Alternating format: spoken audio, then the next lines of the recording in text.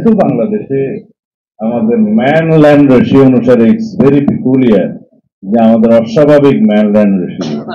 তো এইখানে যেহেতু জনসংখ্যার বৃদ্ধির হার বেশি, ইতিমধ্যে যে জনসংখ্যা হয়েছে, এটার অবশ্যই কর্মসংস্থানের মধ্য দিয়ে কিছুটা এর সমাধান করতে হবে আমাদের অর্থনৈতিক অবস্থা।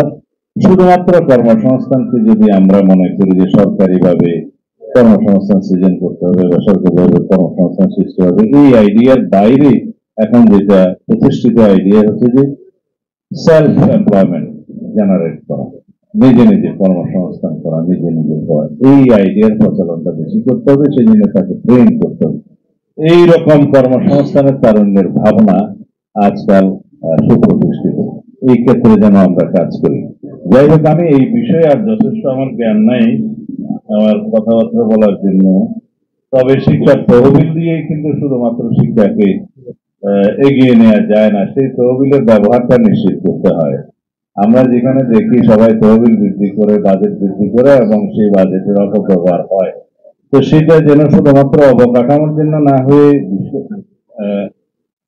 এটা আমাদেরকে চিন্তা করতে হবে গবেষণা ধর্মী সহ অন্যান্য স্কোপ যেগুলো, সেই স্কোপ গুলো সৃজন করা। শুধুমাত্র ইনফ্রাস্ট্রাকচার বা বেতন দাতা এই সমস্ত সুযোগ সুবিধার ক্ষেত্রে অর্থ প্রদান করা যাবে, কিন্তু শুধুমাত্র ওখানে না যে গবেষণা ধর্মী এবং অন্যান্য ফ্যাসিলিটিস যেগুলা সাস্টেইনেবল কন্ট্রিবিউশন রাখতে সক্ষম হয়, সেই ক্ষেত্রে ব্যয় করা ভালো।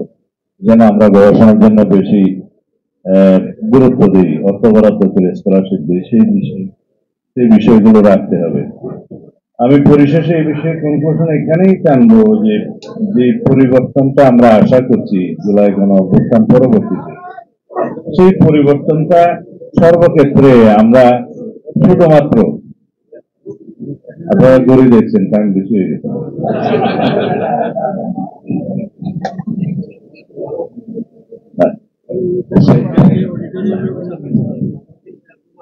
আমার এত জ্ঞান নাই, আমি জাস্ট আপনাদের পুস্তকটা পড়েই বলছি যে দৃষ্টিভঙ্গির পরিবর্তনটা, সমাজে যে পরিবর্তনটা জেলায় কোনো অভ্যুত্থান যে সুযোগটা এনে দিয়েছে, স্কোপ, সেটা কি শুধুমাত্রই কর্মসংস্থানের জন্য?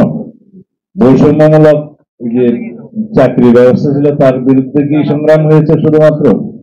এটা ছিল পুঞ্জীভূত ক্ষোভের একটা বিস্ফোরণ দীর্ঘ 16-17 বছরের ফ্যাসিবাদী শাসনের।